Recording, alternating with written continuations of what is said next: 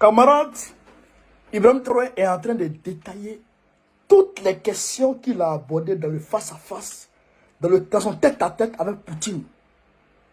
Frère, il y a des révélations. Hein. Il y a des révélations.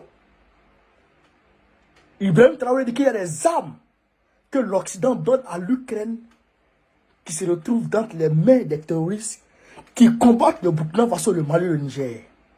Alors que les Occidentaux disent qu'ils veulent aider les pays du Sahel. Ils cassent les papos.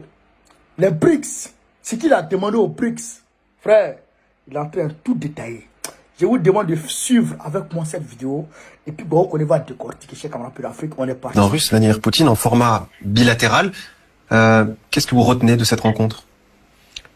En format bilatéral, il s'agissait de discuter de nos problèmes particuliers, notamment des questions de sécurité, défense, mais aussi des questions économiques parce que ça va ensemble. L'économie, le développement, les infrastructures, ça va ensemble avec les questions sécuritaires. Donc c'est en gros c'est ce que vous voulez qu'on a évoqué. Quelques résultats concrets dont vous pouvez nous parler? Le résultat concret, c'est que le plus urgent pour nous, c'est la question d'équipement militaire. Donc c'est sur ça que nous sommes. Donc dans les jours à venir, on espère pouvoir commencer les opérations. Voilà. D'accord. D'acquisition et tout. Mais nous avons aussi un sentiment parce que le peuple burkinabé souffre assez depuis maintenant 8 ans. Les gens meurent tous les jours. Mais depuis notre action, on peut vous dire que nous sommes beaucoup déçus aussi du comportement de certaines personnes. Et ce qui nous donne un sentiment un peu mitigé en fait. Voilà. En termes d'équipement, voilà, on n'arrive pas... Certains pays nous ont carrément fermés et nous ont bloqués et tout. Donc c'est un sentiment quand même de désolation et de voir que de l'autre côté, on donne assez d'équipements qui malheureusement se retrouvent sur nos terrains. Alors, déçus de la part de certains de vos partenaires ou anciens partenaires? Oui, certains de nos anciens partenaires, il faut le dire clairement. Nous sommes beaucoup déçus qu'on ne puisse pas nous donner ne serait-ce qu'une cartouche et que on peut soutenir d'autres États qui se battent aussi pour la souveraineté. Pourquoi nous, on ne peut pas nous soutenir? Mais ce que je dis, ce qui est dommageable, c'est que ces équipements se retrouvent sur notre sol avec les terroristes aussi, on ne sait pas comment.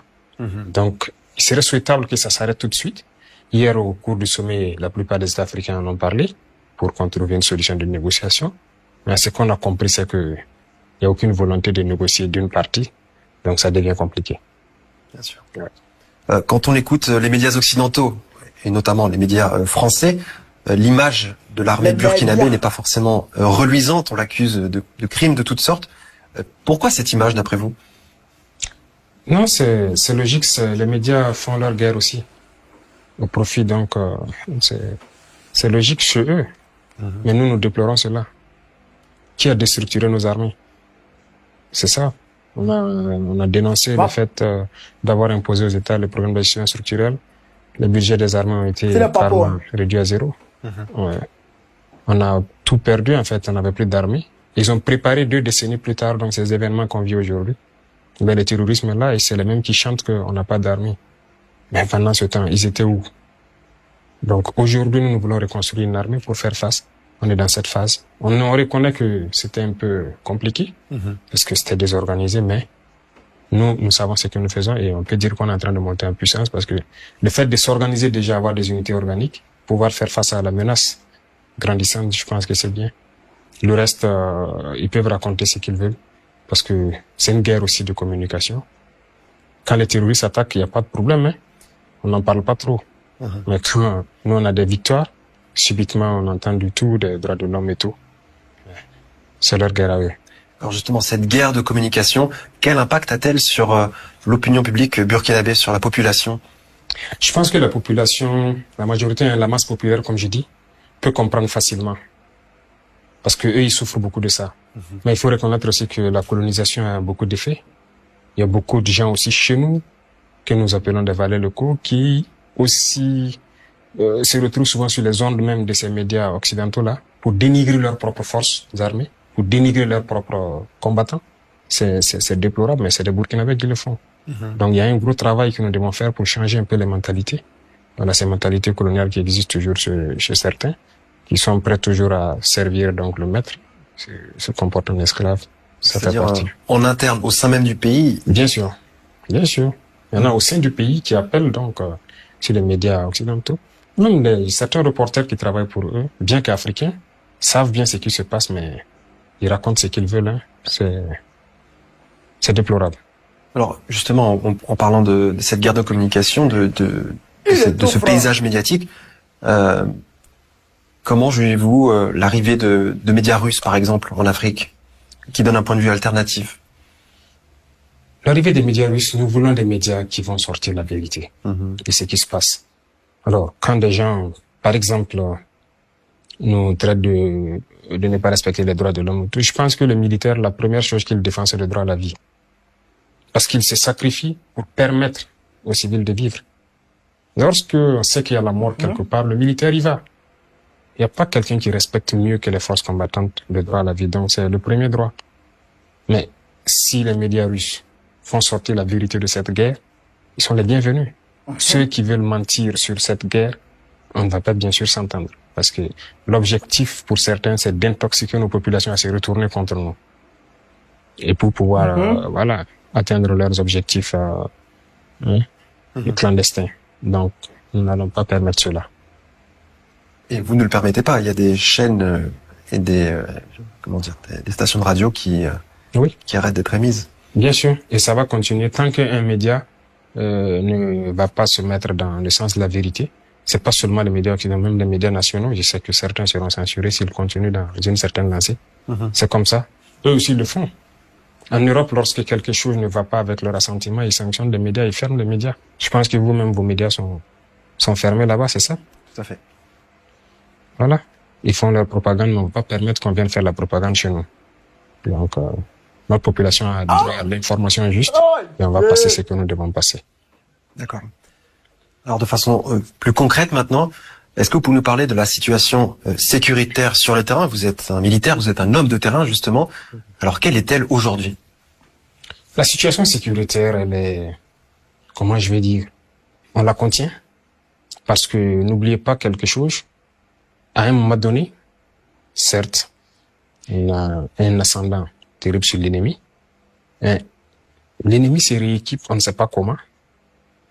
Actuellement, nous rencontrons un certain type d'armement, un certain type de munitions. Voilà, on se demande d'où ça vient. Mais c'est ce que je dis, c'est déplorable peut-être que ça fuite de certaines zones de conflit jusqu'à chez nous. Et quelles sont vos relations actuelles avec les pays voisins qui souffrent des mêmes problèmes que le vôtre? Donc, les relations avec les pays voisins, avec la plupart, ça se passe plus ou moins bien. Avec le Mali, où on a la plus grande frontière, 1000 et quelques kilomètres, ça se passe très bien. Parce que on interopère. Il y a une communication. Oui, une très bonne communication. On rentre au Mali, les Maliens rentrent chez nous, il n'y a pas de problème. Avec le Niger aussi, on a connu des difficultés, il faut le dire. On espère que ça sera résolu. Surtout en ce moment, oui. Oui, actuellement, avec la situation qui prévaut, tout est un peu flou. Mais on espère pouvoir reprendre rapidement les opérations là-bas parce qu'on a aussi une grande frontière. Mais avec les pays au sud aussi, il n'y a pas de problème, on opère. Oui. Alors vous avez parlé de la reconstruction de votre armée. Est-ce que vous avez des besoins spécifiques en équipement aujourd'hui? Bien sûr, on a des besoins spécifiques parce qu'il faut la moderniser, l'armée. Ça ne peut pas rester... La guerre doit nous réveiller, en fait. Alors, on ne doit pas prendre ça pour s'apitoyer sur nous-mêmes. On doit prendre ça comme une mesure qui doit nous booster. Voilà, donc quand on regarde l'intensité, on apprend de nos échecs parce que c'est pas tous les jours qu'on gagne. Et lorsqu'on perd, il faut faire rapidement un retour d'expérience. Qu'est-ce qui n'a pas marché? Qu'est-ce que l'ennemi a utilisé, ainsi de suite. Mais il faut s'équiper. Et je pense que c'est de ça qu'on discute avec la partie russe. Alors justement, vous avez émis le souhait de diversifier vos partenariats militaires. Aujourd'hui, quels sont-ils, ces partenaires militaires, avec qui? Oui, nous avons de nouveaux partenaires qu'on salue en tout cas au passage. Il va tout dire. On en a beaucoup.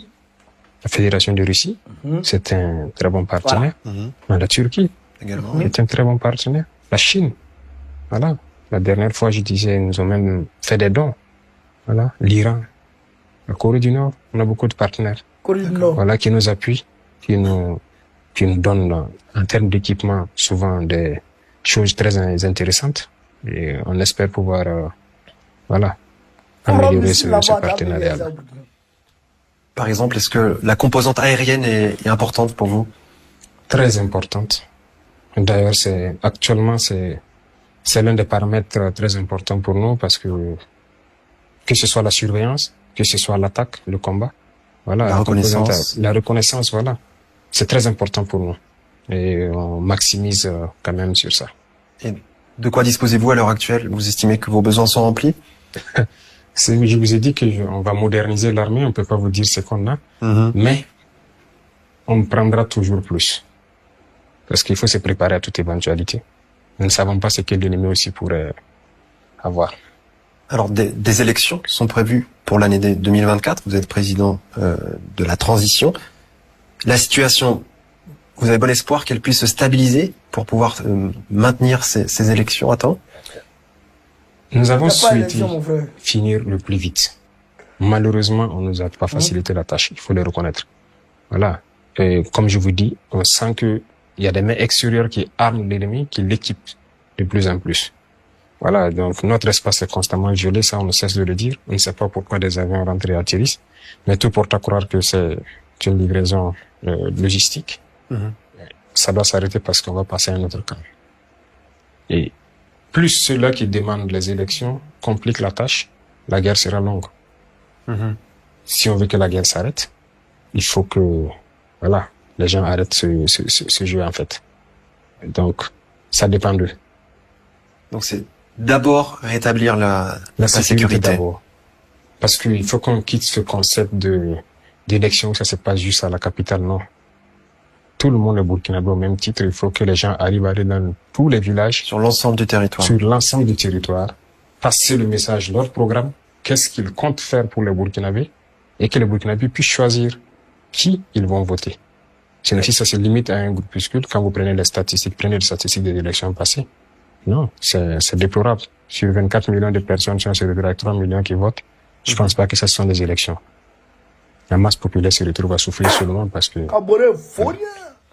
c'est pas représentatif. Et à l'heure actuelle, vous estimez avoir le contrôle sur quel pourcentage du territoire burkinabé? Bon, en termes de pourcentage, je n'aime pas parler en termes de pourcentage parce que si on va parler de pourcentage, on peut se lever aujourd'hui sur des terrains que des gens pensent que c'est rouge. On part s'installer et puis il n'y a rien. Donc je vous disais qu'il y a pas cette partie du Burkina, on ne peut pas s'installer. D'accord. Voilà. Mais nous ne souhaitons pas réinstaller des populations dans certaines zones pour ne pas... voilà, c'est une guerre, c'est une guérilla pour que les gens n'infiltrent pas et viennent les causer des pertes. Parce que la menace est mouvante, justement. Très mouvante, c'est une guérilla, donc voilà pourquoi. Il y a des villages libérés, mais on les réinstalle pas d'abord, on dit de patienter. Mais beaucoup d'autres aussi sont réinstallés parce qu'on est concentré sur une zone pour finir un travail avant d'aller ailleurs, même si on cherche à nous disperser.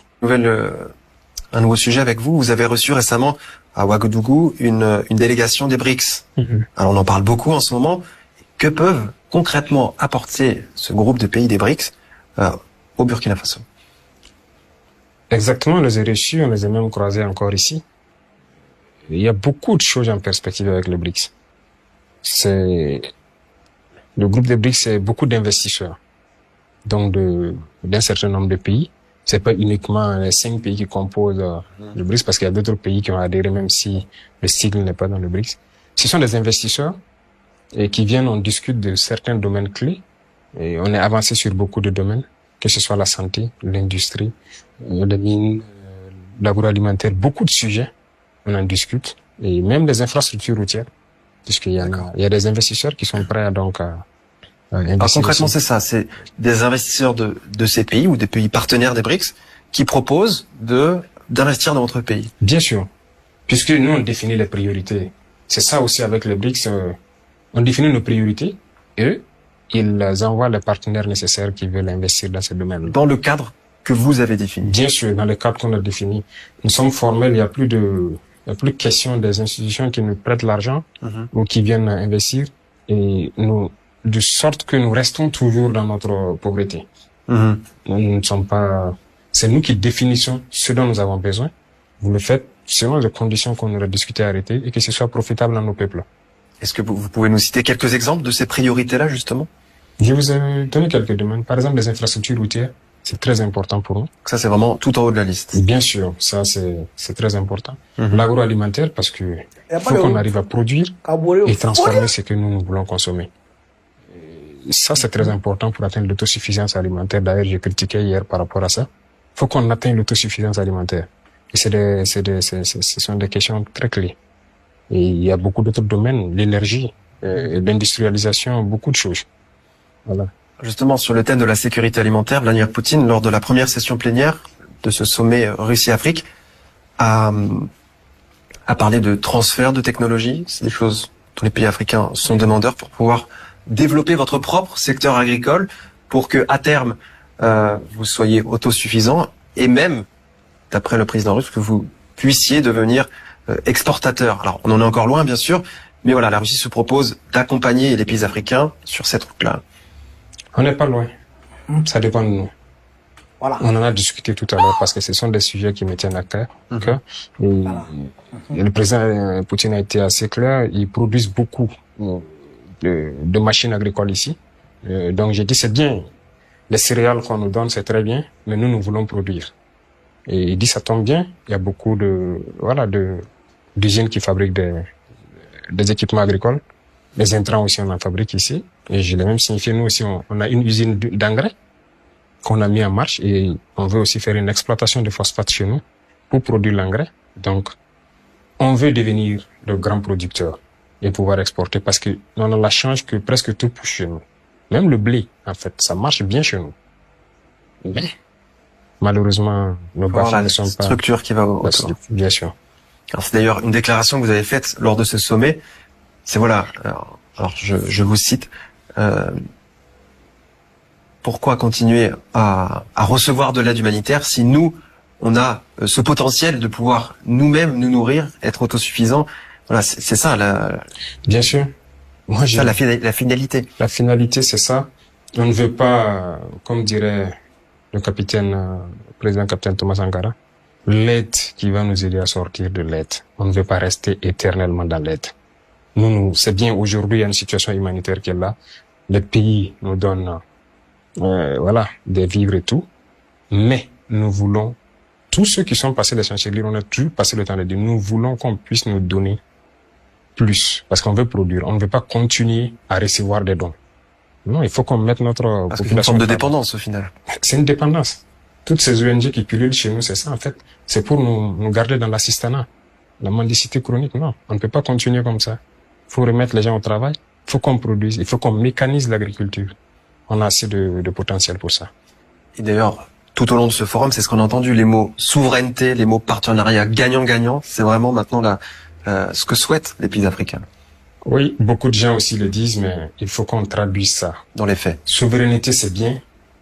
On ne peut pas dire qu'on est souverain tant qu'on tend la main pour manger. L'autosuffisance alimentaire, c'est quelque chose de très important chez nous, les Africains. Quand on parle de dignité chez un père, lorsqu'il rentre le soir, il n'a rien pour mettre dans l'assiette de son fils, il n'y a pas de dignité. Parce que sa femme est capable de faire du n'importe quoi. Il n'y a pas de dignité tant que vous n'arrivez pas à vous nourrir. Et donc, si on dit souveraineté, il faut qu'on lutte pour qu'on soit autosuffisant. Donc, c'est le message que je voulais passer. Certes, on va nous donner, mais il faut qu'on soit autosuffisant. Donc, souveraineté, c'est bien. Partenariat gagnant-gagnant. On en parle, mais il faut qu'on définisse clairement les termes. Nous, par exemple, nous disons, nous ne voulons pas exporter nos produits bruts encore, non. Nous produisons du soja, du sésame, de l'arachide, tout ça c'est des produits oléagineux, mais nous ne voulons plus les exporter comme ça. On veut transformer et pouvoir exporter l'huile. On consomme et le surplus on exporte. Avec une valeur ajoutée. Bien sûr. Sinon, si on prend tout en brut, on exporte. Regardez notre noix de qualité, comment c'est banalisé. C'est une ressource naturelle. Mais on exporte toutes les noix. Les autres transforment, même le chocolat de ça revient très cher. Les femmes, les produits cosmétiques et tout. Non, il faut qu'on arrête ça. On doit transformer.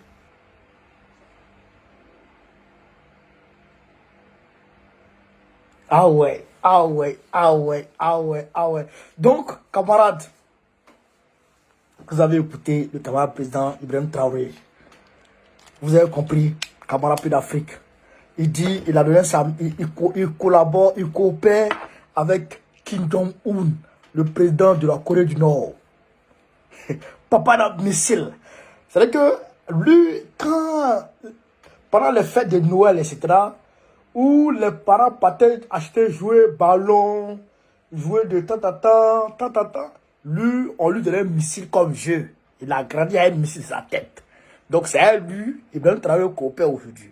Donc Ibrahim Traoré n'est pas loin de ramener des missiles au Burkina Faso. Donc apprenez-vous, quand vous allez voir Ibrahim Traoré en train de transporter des missiles pour aller après. Eh, ça.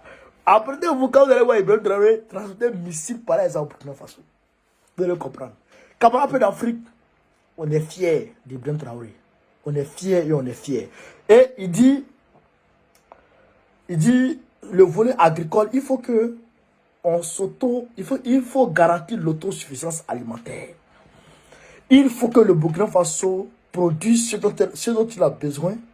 Le Burkina Faso, frère, transforme sur place pour créer des entreprises. Parce que si on veut transformer sur place, il faut créer des usines pour transformer. Ces usines-là, c'est les hommes qui vont travailler. Donc, ça réduit le taux de chômage au Burkina Faso.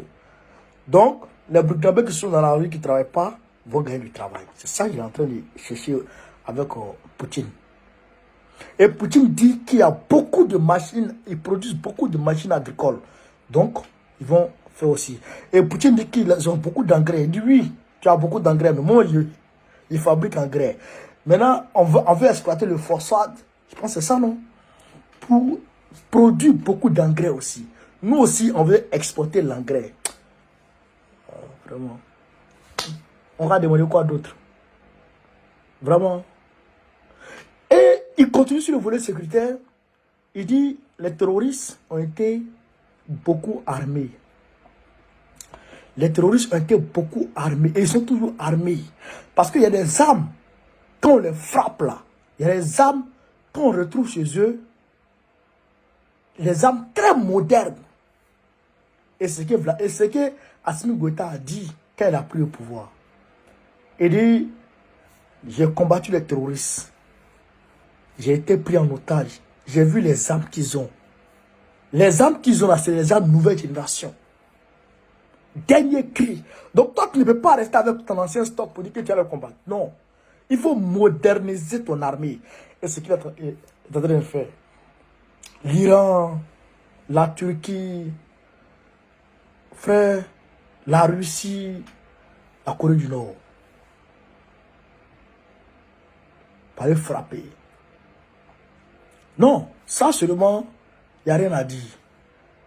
Et il dit, il est déçu des anciens partenaires. Pourquoi? Parce que les anciens partenaires lui ont promis des choses. Quand ils sont venus nouvellement là, quand il est venu nouvellement là, où on parlait de, comment on appelle ça, où on parlait de, comment on appelle ça, merde, où on parlait de l'initiative d'Accra là, l'initiative d'Accra, où l'Union européenne envoie ses délégations, où la France envoie des délégations, où les États-Unis envoient des délégations. Ils lui ont promis beaucoup de choses. Ils l'ont fait monter en l'air. Et ils ont coupé l'arbre en bas. S'il n'était pas garçon, il est tombé. Mais il s'est accroché. Et il dit, bon, ok. Donc, c'est ce que vous voulez me faire. Ok, d'accord. Je m'en vais là-bas. Et donc, il a tourné le dos catégoriquement. Là, il est prêt. Il a tourné le dos catégoriquement. Et il est intelligent. Il dit, vous refusez de nous donner les armes. Mais vous ne pouvez pas donner les armes aux Ukrainiens. C'est pourquoi il dit, il soutient l'opération spéciale de Poutine. C'est pourquoi il dit, il soutient cette opération-là. Parce qu'en réalité, il faut que les choses avancent avec Poutine pour que cette guerre prenne fin. Parce que les gens profitent de cette guerre-là pour envoyer les armes là-bas. C'est elle. Vous comprenez? Donc quand les Américains disent on a donné tel million d'armes à l'Ukraine, en réalité ce n'est pas vrai. Beaucoup prennent une autre direction.